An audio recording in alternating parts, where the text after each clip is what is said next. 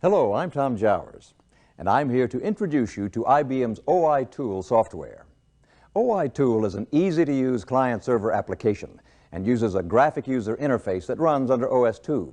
It is a software tool that allows you to search and retrieve offering and related information found in home databases. OI Tool will allow you to find information on offerings that meet the specific requirements of a customer. With OI Tool, you'll be able to quickly locate this offering information via a worldwide master index and to save that information for use in customer proposals. In this course, you'll see what working with OI Tool is like, and through guided hands-on activities, you'll learn how to use this software. We won't be spending any time on theory here. Instead, our main focus will be on how to actually use OI Tool in your work. By the end of the course, you'll know all about OI Tool's features, how they function, and when they're used. This course is divided into 6 short lessons. At the end of each lesson, we've provided you with an opportunity for some hands-on practice using your computer equipped with OI Tool software. The practice activities are described in the workbook that is available with this videotape. A quick reference guide is included with the workbook. The quick reference guide is designed so that you can use it with the workbook or as an aid after you've completed this course. You can download the workbook, quick reference guide, and the user guide for OI Tool from WWCRM. Before you continue with this course, it's important that you complete the prerequisites that have been established by IBM. You should have a home user ID in order to use OI Tool with the practice activities that are provided with the workbook. And you should be familiar with OS/2 or have already taken the course Working with OS/2 that is available from IBM Education and Training in Atlanta, Georgia. If you have not done so, we've included a short OS/2 survival guide in Lesson 1 for those of you who are just getting started with the OS/2 operating system. You should now stop this videotape and read through the introduction in your workbook. After you've done that, resume playing the videotape for Lesson 1.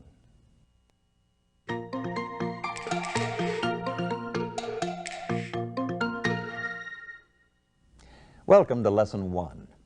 In this lesson, we're going to take a look at 3 main topics. First, we'll discuss how OI Tool fits into the overall CRM process. We'll see the other CRM tools that are linked to OI Tool, along with the CRM roles that will most often use this software.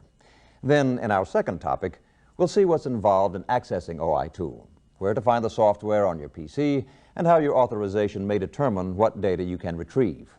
We'll see an overview of the OI Tool user interface by examining the most commonly used procedures and screens.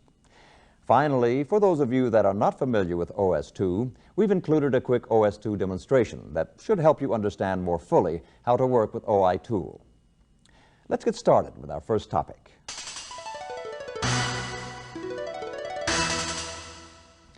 OI Tool is used in the CRM processes of offering information and solution design and delivery. The OI in OI Tool stands for Offering Information, and therefore OI Tool will help satisfy the needs of IBM customer representatives for information about IBM's offerings of products and services. In the solution design and delivery process, OI Tool enables IBM to design solutions that not only meet the customer's needs, but are also profitable. On the CRM flowchart, the OI Tool is used in the Search and Select Existing Solution sub-process, which is normally handled by the proposal team leader or a proposal team member. The proposal team will use OI Tool to search for potential solutions, review those solutions, retrieve the particular solution documents, and to save those documents for use as proposal inserts. In addition, during the Gather Opportunity Information sub-process, which is handled by the opportunity owner, and the Design Customer Solution sub-process, which is handled by the Solution Architecture team, OI Tool is the vehicle for accessing offering information. Other roles in the CRM process may also use OI Tool from time to time. For instance, an opportunity identifier may have a need to use OI Tool to see if a potential customer could use a solution that was provided to a similar customer in the past. Now, in addition to OI Tool, there are several other important CRM tools you'll also be using, such as TP and PubP. For example, OI Tool can be used to look up selected solutions and solution components that can later be entered as components in TP, the transaction pricing tool. TP can then output configurations and price data that can be used by PubP, the proposal publishing tool. In addition, OI tool can retrieve a variety of documents, including proposal inserts that can be dragged and dropped into a PubP proposal.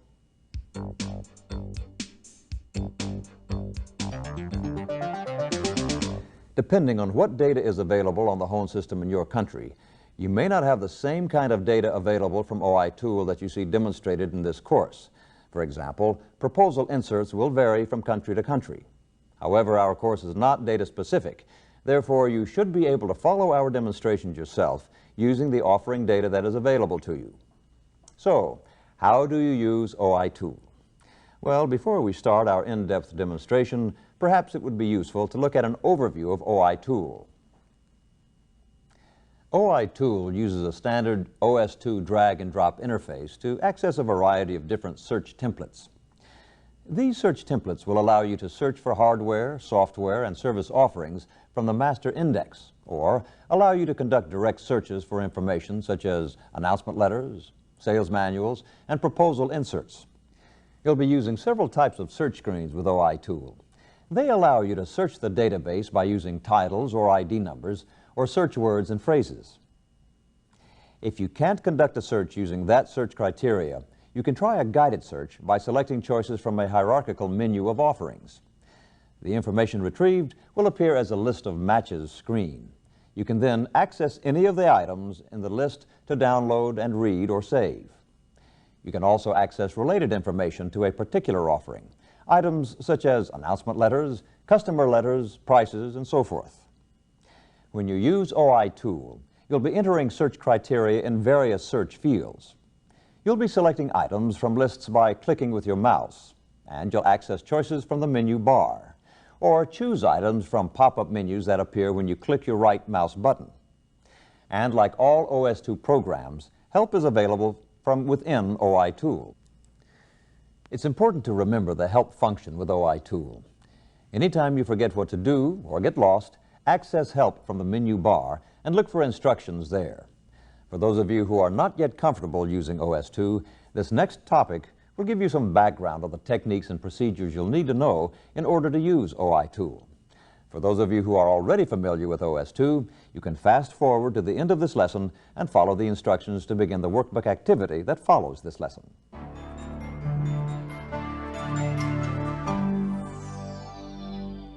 The techniques for interacting with the various OS2-based CRM tools are standard OS2 procedures. If you are already familiar with OS2, then learning to use OI tool will be that much easier. For those who haven't used OS2 before, there is a complete OS2 course available from IBM Education and Training that is very similar to this course on OI tool. However, go ahead and take a look at some of the standard OS2 procedures you'll be using when working with OI tool. OS2 displays icons to represent the various software applications that are available on your computer system. These icons are displayed on the OS2 desktop. On the desktop, some icons are actually folders that are used to hold various groups of programs, such as the CRM software. Here, you can see the folder which contains various CRM applications. These icons are used to represent actual applications programs that you can run from the OS2 desktop.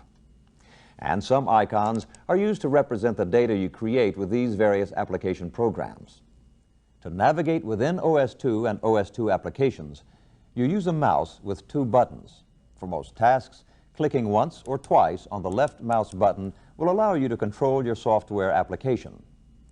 Some icons, especially those used in CRM applications, are actually templates.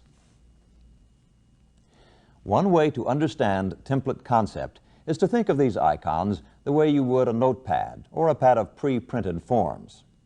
When you want to use one, you tear off a copy and work on it.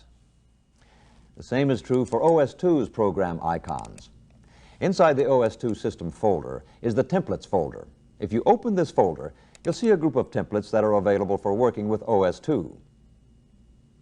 The way to use these templates to create the object you need is to drag and drop the template icon.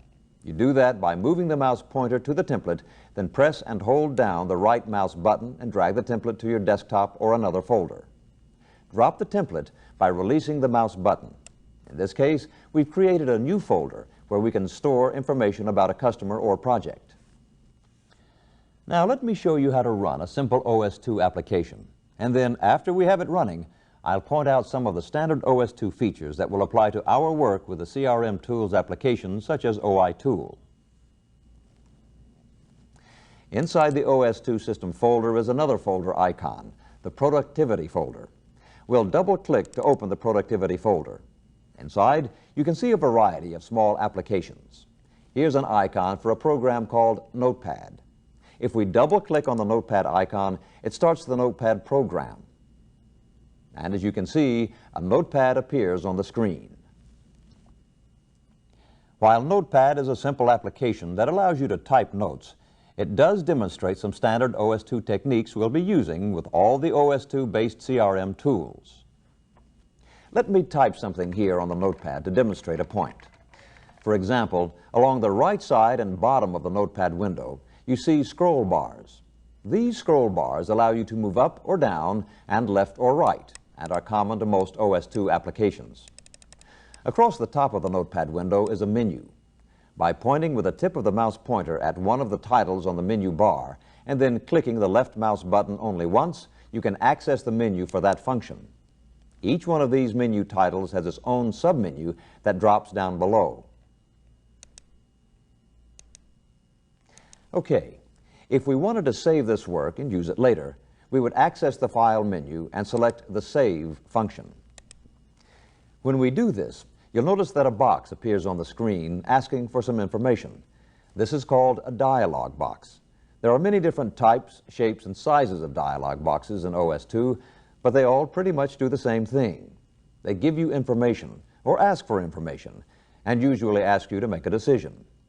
In this case, we need to type in the file name to save my work. The space the dialog box gives us to type in the name is a data field, and you'll find these scattered in many places throughout our CRM applications. We'll type in a name, and then in order to save this document, we'll click on the Save button. Many dialog boxes have buttons on them that give you choices of what to do. You'll notice that one of the menu titles is labeled Help. We can access Help by clicking once on the menu item Help, and then a drop-down menu appears. We'll then select General Help from this menu. Online Help for the Notepad application appears. This same technique can be used to access help from any of the CRM applications. As you can see, there are now several windows open on the screen, one for Notepad and one for Notepad Help. You can have many windows open on your screen at the same time. One way to think of this is to consider the monitor screen the way you would your desktop. Each window is like a document. You can overlap them on your desk, put them side by side, and so forth. You can do the same thing when working with OS/2. By clicking on the title bar for a particular window, which is the top frame of the window, and while holding the mouse button down, you can move that window and reposition it on the screen. When you have lots of windows open at the same time, one useful way of locating a particular window is to access the window or task list. You can do this by pressing the Control and Escape keys together. This brings up the window list. If you want to go to a particular window, you just double-click on the one you want using the left mouse button. As you can see, that window becomes active on the desktop. To clear a window off your screen, you have two choices. To temporarily remove it, you can minimize it. That means that it's still running in your computer's memory, but it's just temporarily out of sight. The other way is to close or exit the program. This completely shuts the program down so that it no longer is running. The minimize and maximize buttons are in the top right corner of each window. To minimize an OS/2 application, you click once on the minimize button, which is the small box symbol that appears in the top right corner of the individual window or application. I'll click on the minimize button for Notepad. As you can see, it is removed from the screen. But you'll notice that the icon that represents Notepad has a shaded appearance. This shows you that the program is still running. To access the minimized application again, you simply double-click the mouse on the Notepad icon on the desktop and the application reappears. In addition to the Minimize button, there's also another button with a larger square symbol. That's the Maximize button. When you click on it with the mouse, it expands the window to fill the screen. When this is done, the Maximize button transforms into a small square with 2 lines on either side. It now has the function of restoring the window back to its normal size. To reduce the window back down, you simply click on this button. There are several ways to exit or close an application in OS/2, but the technique that we'll use is to double-click on the System icon. That's the little box in the top left-hand corner of each window. When you double-click on the System control box, the program stops running on your computer. That completes this first lesson. Take some time now to familiarize yourself with the OS/2 environment. It doesn't take long for working with OS/2 to feel quite natural. Stop or pause this tape and turn in your workbook to the section titled Lesson 1, OI Tool and CRM, and follow the instructions.